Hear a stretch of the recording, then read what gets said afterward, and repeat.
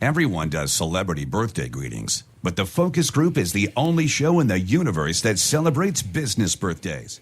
So this only happens once in a while. I guess it's never happened before. I would say once in a blue moon. Once in a blue moon. Because of the way the dates Because of the fall dates and yeah. when our show broadcasts live. But today, the business birthday, we're celebrating the birthday of Timothy Mahoney. Was born today, July 19th. He's 61 today. Going to kill me for saying it. Look He's 61 today. He's the Chief Marketing Officer of Global Chevrolet and Marketing Operations Leader at General Motors. So he controls all of the marketing dollars and advertising dollars essentially globally for General Motors, which is a pretty big job. And he's called into the show before. He's been a guest, but he also has called in to school us a couple of times where John and I would go down a road. But in the spirit of transparency, that's Tim in his younger years with myself. You'll recognize me, young Tim. And Mary Treisbach, Tricia Cuddy, Richard Marshall, Carolyn Coyle. Carolyn Coyle, right. Coyle. And Richard that's okay. That was the launch of the Rainbow Card at the Rainbow Room. So Tim was my boss at Subaru. And I would say a mentor and more importantly, a good friend. And John and I both worked with Tim during our days at Subaru. And Tim really was the person who, I guess, supported or pushed the advocacy for the LGBT consumer. Yeah, and he did it in super smart ways. Research, campaign, tweak, internal support. Yep. And he and the other woman that was in that picture, Mary, they were the two people responsible for really, I would say, saving Subaru. That people don't give them enough credit, but they were the research people that decided to change the brand to go to all-wheel drive, 100% all-wheel drive, based upon all the research that they did, and really did save the brand. And then the development of the Outback. Tim was then recruited to Porsche, and part of his job was to launch the Porsche Cayenne. New Cayenne. I remember the Cayenne. And because that was an SUV, the first SUV for Porsche. And then he also launched the very first four-door car at Porsche as well. Of course, the name escapes me. And I forget what that was, the long car. I can't believe I forgot it.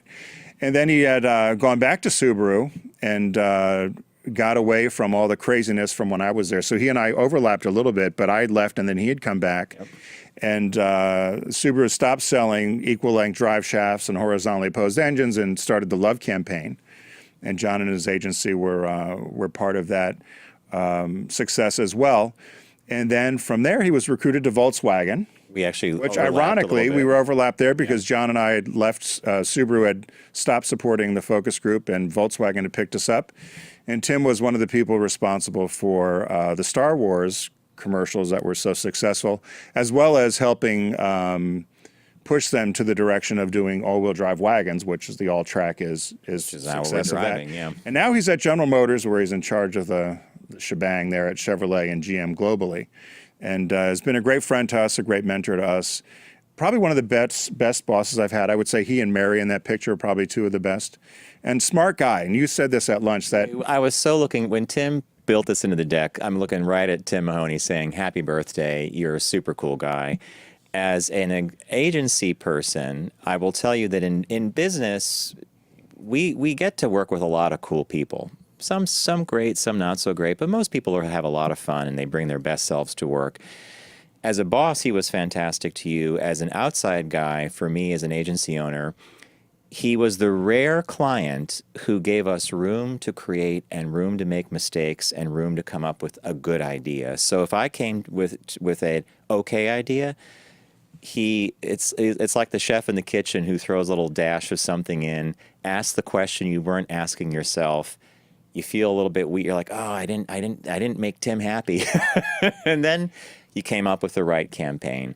And that's a very, very rare quality to have. And I will say one other thing about Tim. I could say a lot of things, but do you remember Auto Show? I don't remember what year it was. Auto Show sometime in the 90s or the early 2000s, probably the 90s. You guys were staying at the Millennium Hotel. Yep. And traditionally when Subaru came into town, they always made a point of inviting partners and agency friends to join them after some of the festivities and the product rollouts. And we were at the bar. And you and me and Tim were having kind of this fun, we're surrounded by people. We're having a private-ish conversation, and we were talking about life and about success and whatever. And Tim Mahoney taught me a lesson that I've still used to this day, and I think we both talk about this, and it's the following. He said, I don't have to be the most successful person. I don't have to make the most money, but I do want to do these 5 things. And he said, if I had a card with 5 bullet points, these are the 5 things. And I said, what are they? And he listed them, and they were achievable goals. Right. I want to do this, I want to do this, I want to do this, and I want to teach. And it was a really great life lesson because we don't have to start company, it was just a super cool thing. So thank you for that, Tim, and thank you for being an incredible person to work with when we had the opportunity over at Subaru and at Volkswagen. So it's a great birthday. I was called young Tim, and he was old Tim. And the one thing I hated about Tim that I loved about Tim was he really was the smartest person in the room, really was. as much as I would think I was, or somebody else might be. But he always asked the question you might not have thought about, or that would pull it all together, and it was always that very simple thing. So that was. He made you feel all right. So Tim alluded to the fact that when Tim came, not alluded, you talked about when he came back to Subaru. Yep. He gave us the creative assignment to relaunch the WRX, which was a tuner car, and we had presented a campaign, and it was all about the origins of the car. It had a Japanese flair to it, and we referenced anime and all this cool stuff.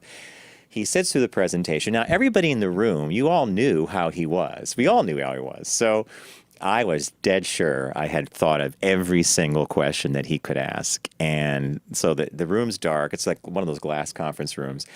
I finished the presentation, and Tim sits there, and he's doing this, one of these things. Yep. And he was at the head. He was literally like a movie. He was at the head of a conference table, and he leans forward in the chair, and the chair makes that little squeak sound, like "ee." And he said, "What about dot dot dot dot dot?" Oh. Greg and I busted out laughing, and I literally walked to the side of the room, and I came back, and I said, because we all knew each other, and I said, "I'm so sorry.